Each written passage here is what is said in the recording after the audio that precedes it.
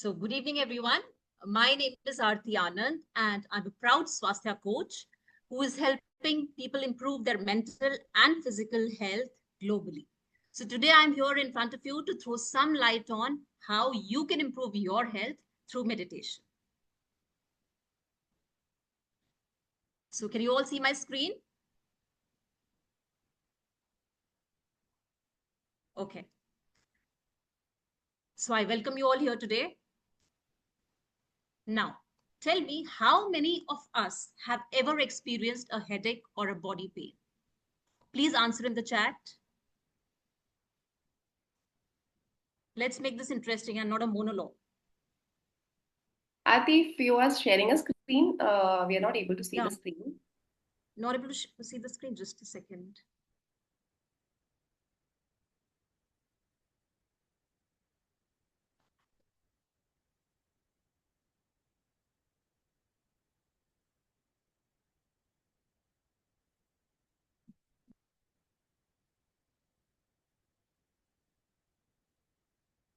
Yeah. Is it visible now? Yes, it is. All right. So how many of us have ever experienced a headache or any other pain in the body? Can you all answer in the chat box?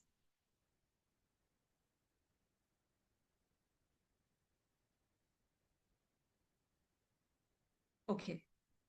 Now, what do you do when you have these pains and aches? Do you pop in painkillers? You go to sleep with the pain, or you just let it be like that? What do you do?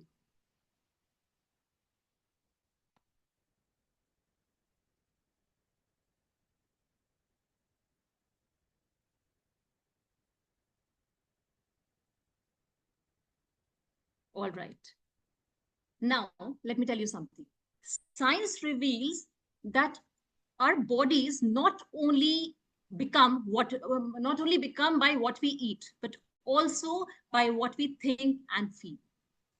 So how many of you have a habit of thinking about the past or future a lot?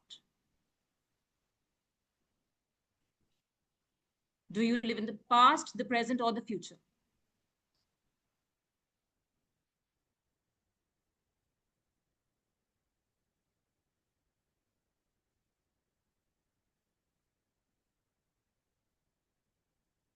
Okay. Now, if you see, then past generally brings you regrets. Regrets of not doing something, or regrets of doing something. Like why I did this, why I joined that particular job, why I didn't do that, right? And future brings us worries and unnecessary fears. What will happen if I don't get a job, if this deal doesn't close, if my children do not do well in life, if my health is not good in my old age? So all these unnecessary fears and worries are always about the future, isn't it? And the mind goes on and on chattering. So in this chatter, what we lose is the present, which is the present moment. It is a gift from God, isn't it? And this is where hope and happiness lies. Do you all agree? Yeah. Okay. Now let us talk about different emotions. We all feel happy, we all feel sad, angry, irritable, etc., etc. But where is all this happening? It is happening at the level of the mind, isn't it? Now, we all have at some point of life suppressed our emotions. Sometimes it is anger. Sometimes it is grief when we lose somebody very, very close. Sometimes we are irritated at circumstances, at people around, but we don't, show up.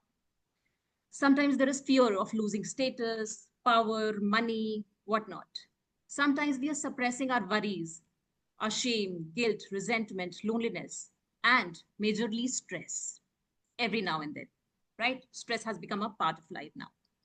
So when all these emotions are suppressed, they stay in our system.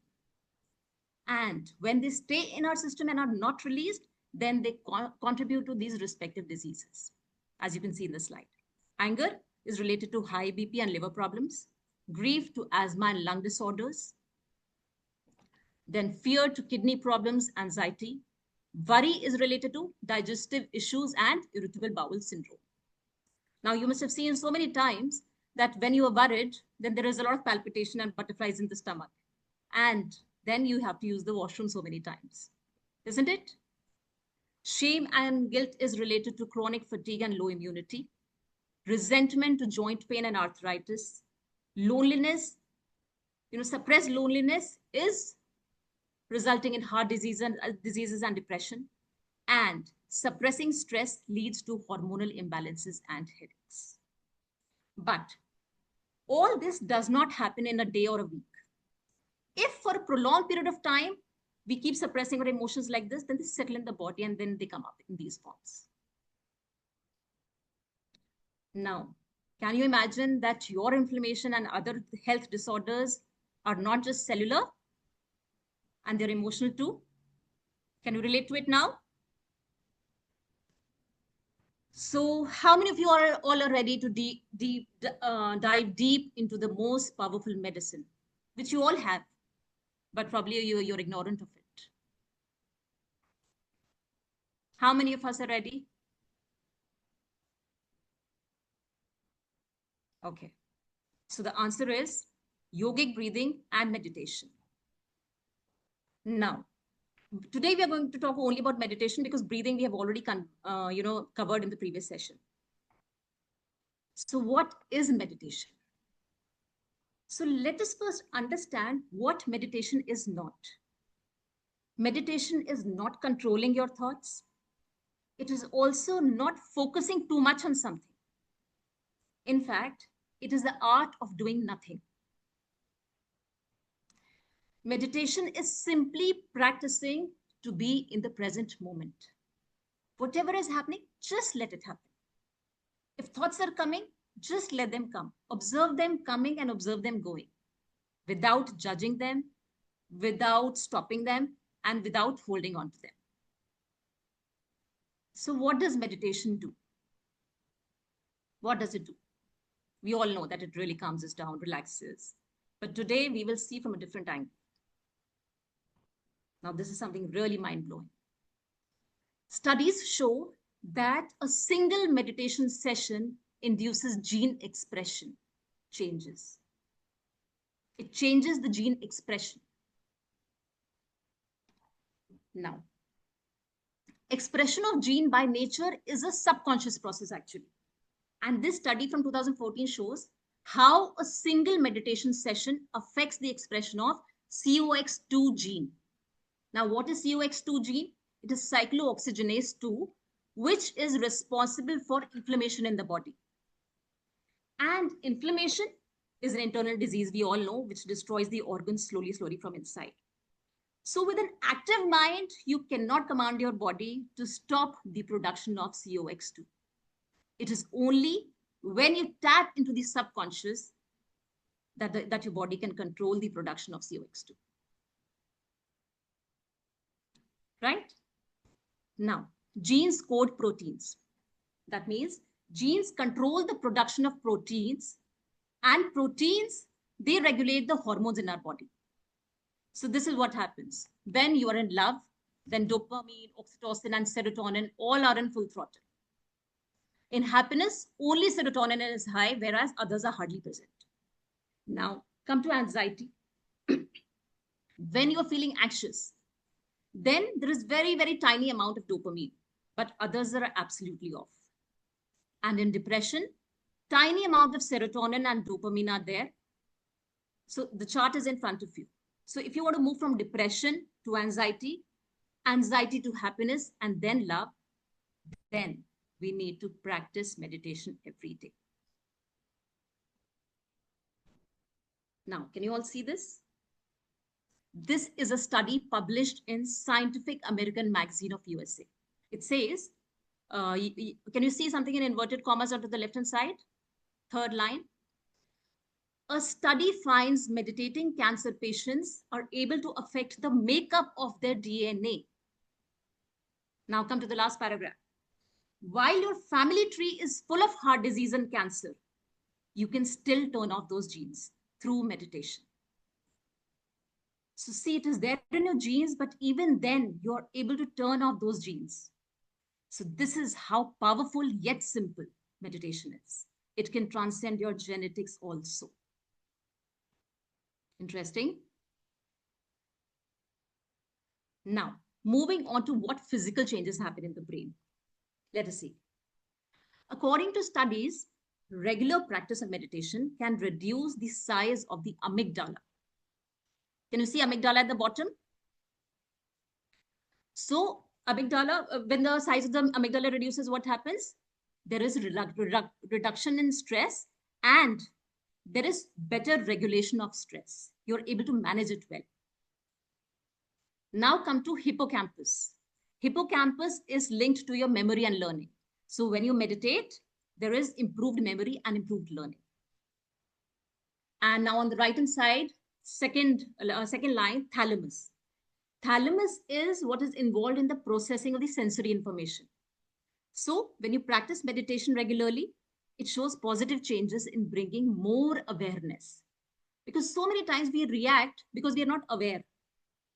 So when there is awareness, you respond to situations instead of reacting.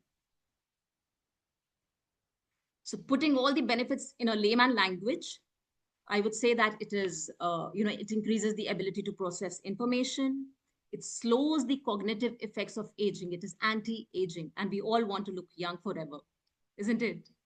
It reduces inflammation. It supports the immune system. It reduces the symptoms of menopause. It controls the brain's response to pain, and it improves sleep. Now, when this is so beneficial, why do not we do it?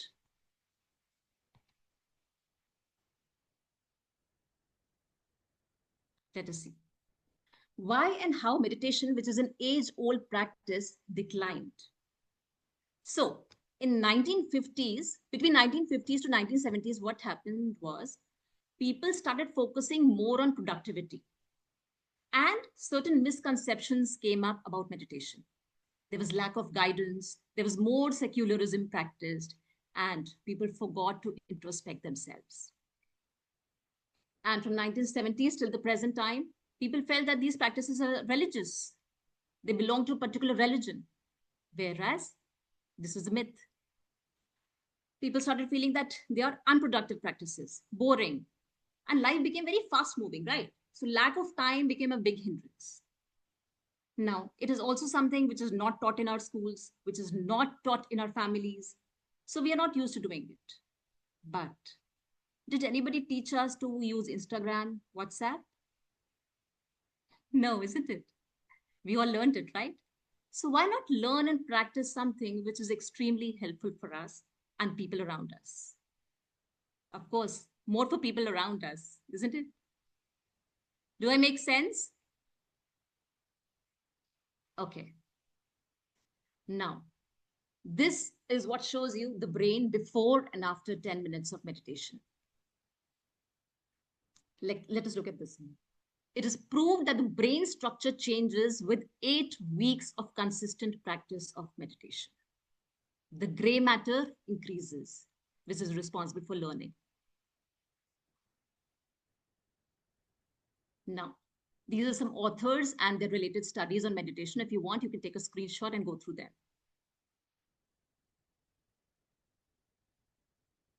Now, coming to the challenges. What are the challenges which people come up with in the present era? First is there is no time. And second is continuous thoughts keep coming. So I'm not able to meditate. Either I go to sleep or continuously thinking. So meditation is not happening. So first thing is, for the time, I would like to say that, one will have to find time. Everybody has got 24 hours. So you have to find time for yourself if you want long-term results. And coming to thoughts, you don't have to control your thoughts, as I said earlier. Gently notice all your thoughts. Just see them coming, just see them going. Do not resist them at all. Do not judge them, right? And then slowly bring your attention back to the breath. So initially you will see that a lot of thoughts are coming, but slowly and slowly and slowly you will see the quietening of the mind. But it takes time. It will not happen in a day or a week. Okay? Let me give you an example. Okay, let us first see the thumb rule for meditation as per Patanjali Yoga Sutras. Satadirgha kale nirantarya satkar sevito drid bhumi. Now, what does this mean? Sata means constantly or continuously. Dirgha kale means for a very, very long period of time. Nirantarya means without a break. There should be no gap. Satkar sevito, with respect, reverence, and dedication. And Drid Bhumi means it will become firm and steady in you. It'll establish in you. That means any practice which you do for a long period of time continuously, without a break, and with respect becomes established in you. Anything for that matter. For example, you all have learned ABCD? Yes? And you teach it to your children also if you have children, if you're married. So when you start teaching ABCD to your children, do they learn it in the first go? Or you have to make them read and write and, write 200 to 200 times, and they fill up copies and copies. That is how they remember it throughout their life. Yes? So only practice will make you well versed in it. Same as with meditation. Keep doing it for a long time, even if it seems uninteresting, monotonous, or boring. Start with just 10 minutes a day. 10 minutes anybody can find anywhere. Even in your office, before the lunch, you can just put in your headphones, play a nice meditation of 7 minutes, 8 minutes, 10 minutes, and just do it. Not a big deal. So this is what I wanted to end with. Tears are the proof that emotions become physical. Does it make sense? Emotions are not abstract, they're physical also. So imagine what stuck emotions can do to your body when they have spent years without being released or properly transmuted. So, what parts of your body constantly ache or are in pain? Your body talks to you. Listen to it. So, if you have not started till now, then start today. It's never too late. Thank you so much. Over to you, Ekta.